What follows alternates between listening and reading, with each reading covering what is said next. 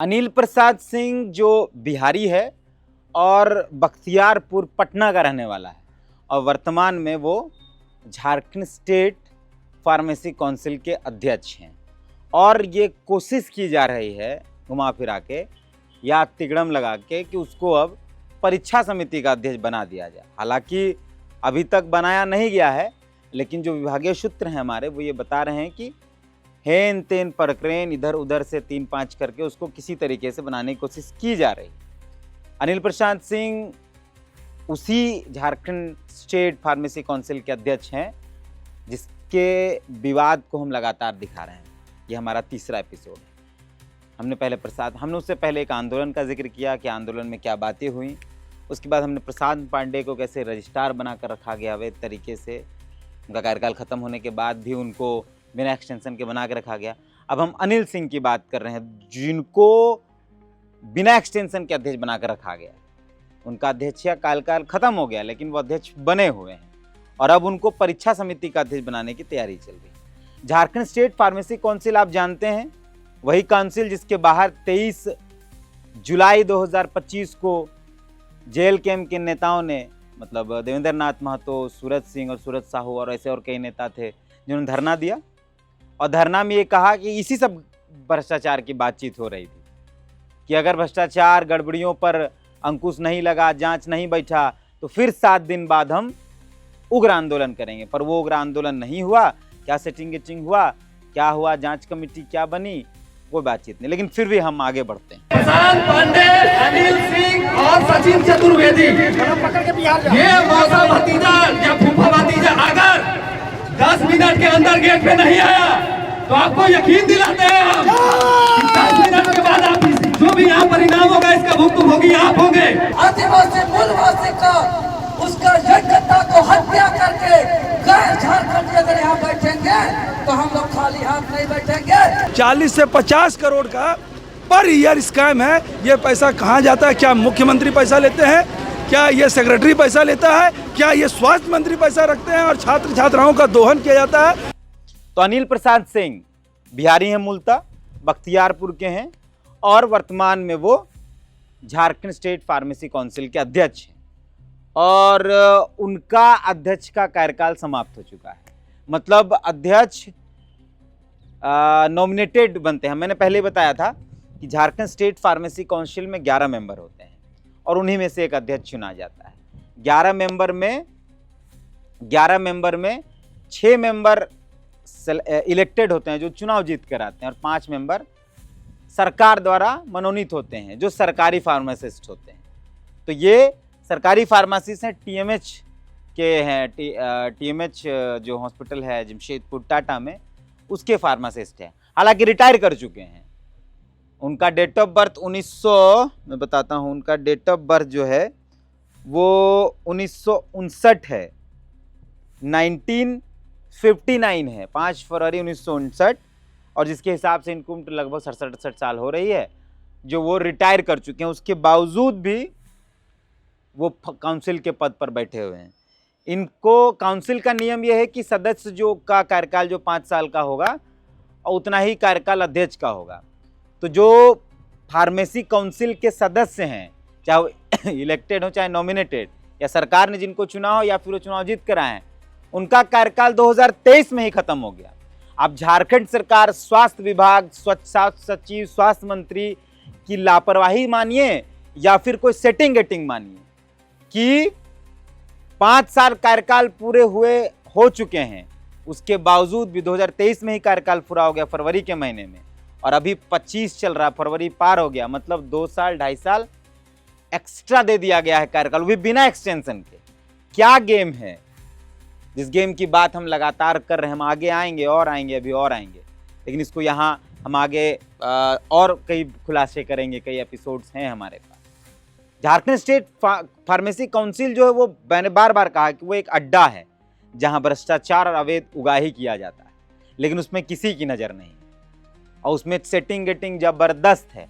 आप सोचिए कि तमाम नॉमिनेटेड सदस्यों, तमाम इलेक्टेड सदस्यों का कार्यकाल खत्म हो गया 2023 में ही, अध्यक्ष का कार्यकाल खत्म हो गया 2023 में ही, रजिस्ट्रार का कार्यकाल खत्म हो गया आपका 25, जो एक्सटेंशन मिला था वो भी 25 में, लेकिन किसी प्रकार की नियुक्ति की बातचीत अभी तक नहीं हुई है।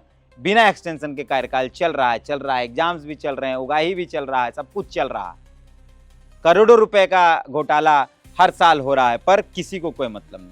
हमने एक नाम लिया था आपको, प्रशांत पांडे।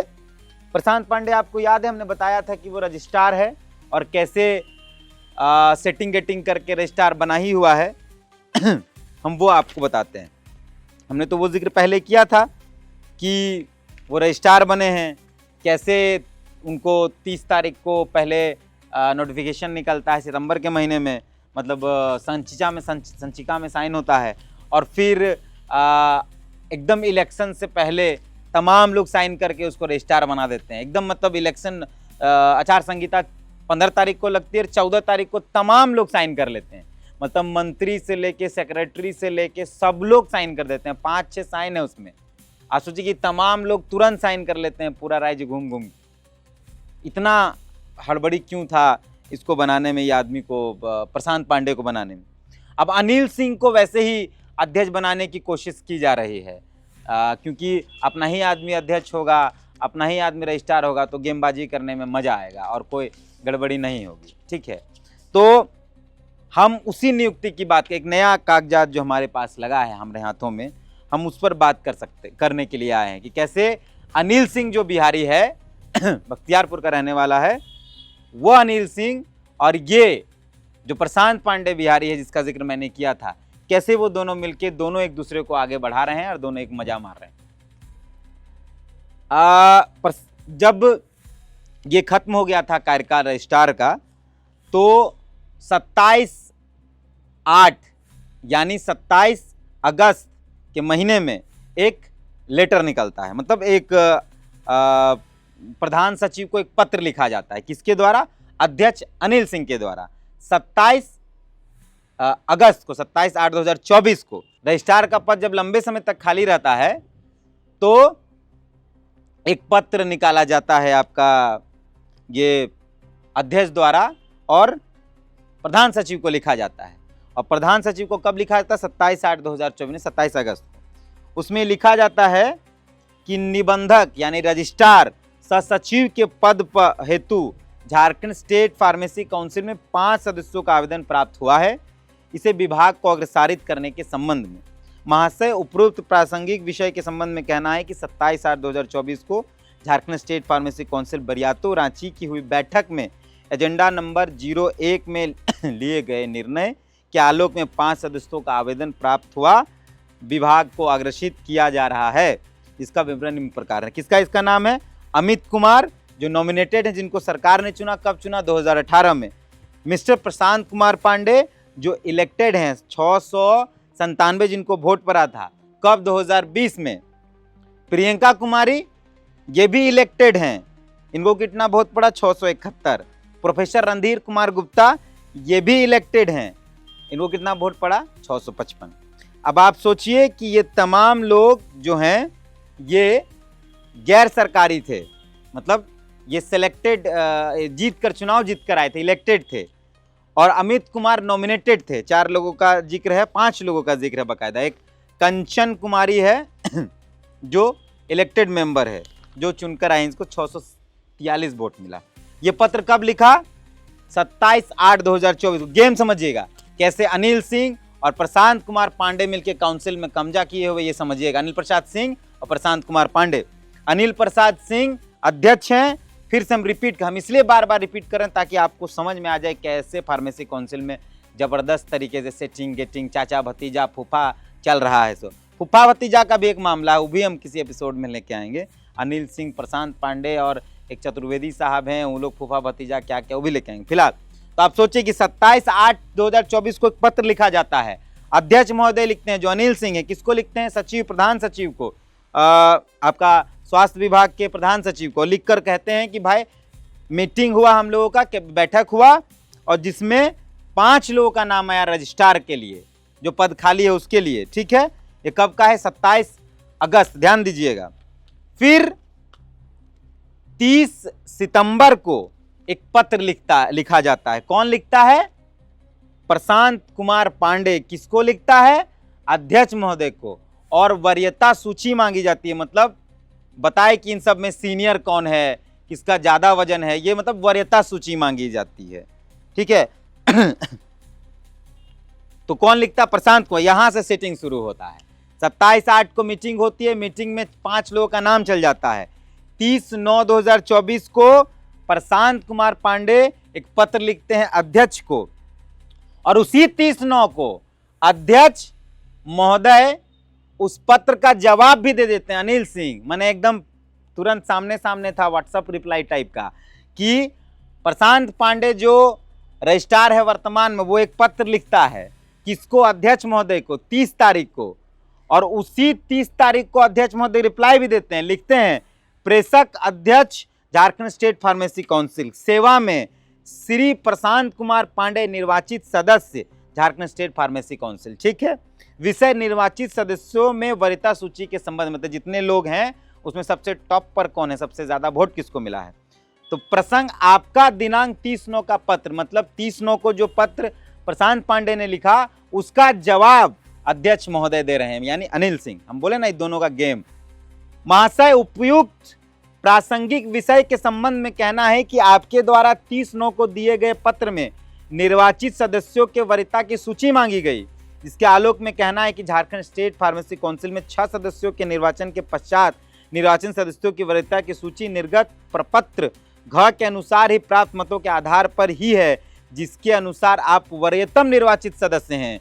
आपके द्वारा 2001 में BA pharm Bihar college of pharmacy Patna, address लिखा कॉलेज का जहाँ से डिग्री लिया है, से उत्तीर्ण किए हैं, जिसे काउंसिल के अभिलेखों से मिलान किया जा चुका है। इस पत्र के साथ प्रपत्र घ के संकलन को आपको भेजी जा रही है, आपके सूचनार्थ प्रेषित। मतलब पांडे जी लिख रहे हैं सिंह जी को कि भाई कौन सीनियर है इन 5 लोगों में, बताइए। मैंने 6 लोगों में, 6 जो लोग हैं उनमें से सीनियर कौन होगा? वरीयता सूची पांडे जी लिख के दिए, भैया आप ही हैं। मतलब प्रशांत नहीं, अध्यक्ष महोदय लिख के दिए, पांडे जी आप ही हैं। फिर उस पत्र को सेम डे 30 तारीख को ही प्रशांत पांडे लिखता है प्रधान सचिव को। प्रधान सचिव को एक पत्र लिखता है प्रशांत पांडे। प्रधान सचिव लिखता है स्वास्थ्य चिकित्सा, मतलब निबंधक सचिव के पद हेतु आवेदन काउंसिल के निर्वाचित सदस्यों की वरीयता सूची के संबंध में। महाशय, निवेदन पूर्वक कहना है कि 5/5/2025 को निबंधक की आकस्मिक मृत्यु हो जाने के पश्चात झारखंड स्टेट फार्मेसी काउंसिल में निबंधन तथा नवीकरण, माने रजिस्ट्रार इत्यादि सभी कार्य बाधित हैं। रजिस्ट्रार सब बाकी है। इसके साथ ही राज्य के डी फार्मा छात्रों की परीक्षाएं बाकी है। बहुत चिंता है इसको आदमी को। इसके संबंध में मेरे द्वारा माननीय को, यानी अध्यक्ष को, स्टेट फार्मेसी काउंसिल सचिव पद पर मुझे नियुक्त करने हेतु तो आवेदन दिया गया था। महाशय, मैं Prashant Kumar Pandey state pharmacy council में वरीयतम निर्वाचित सदस्य होने के साथ ही कार्यकारिणी समिति का सदस्य भी हूं। मेरे द्वारा विगत वर्षों में परीक्षा समिति के पर्यवेक्षक के रूप में अपने कर्तव्यों का निर्वहन किया गया। अतः आपसे अनुरोध है कि मेरी वरीयता तथा परीक्षा संबंधी अनुभव को देखते हुए मुझे निबंधक सह राज्य स्टेट फार्मेसी काउंसिल के पद पर नियुक्त करने की कृपा की जाए। इस कार्य हेतु मैं आपका सदा आभारी हूं। इस पद के साथ में अपनी वरीयता संबंधी संलग्न कर रहा हूं। आप समझिए 30 तारीख को प्रशांत कुमार पांडे पत्र लिखता है अध्यक्ष अनिल सिंह को, और अध्यक्ष अनिल सिंह तुरंत उसका जवाब भी देते हैं। तुरंत उसका अध्यक्ष अनिल सिंह जवाब भी देते हैं, और वही पत्र 30 तारीख को ही फिर प्रधान सचिव को प्रशांत पांडे लिखता है। आप गेम समझ रहे हैं? 30 तारीख को सब हो गया। उसके बाद जब 14 अक्टूबर को संचिका में सिग्नेचर किया जाता है तो उसमें क्या लिखा जाता है, पढ़िए।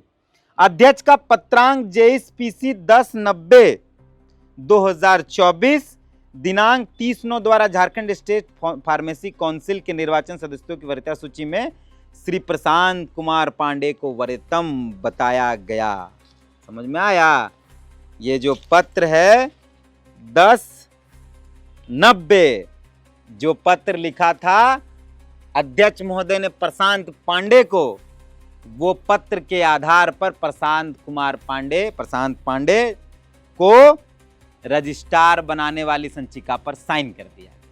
और आप उस दिन भी देखिए 14 तारीख को कई गो साइन है, धड़ मंत्री जी, सेक्रेटरी जी, फलना जी, ढिकना जी, सब ने 14 तारीख को ही साइन कर दिया।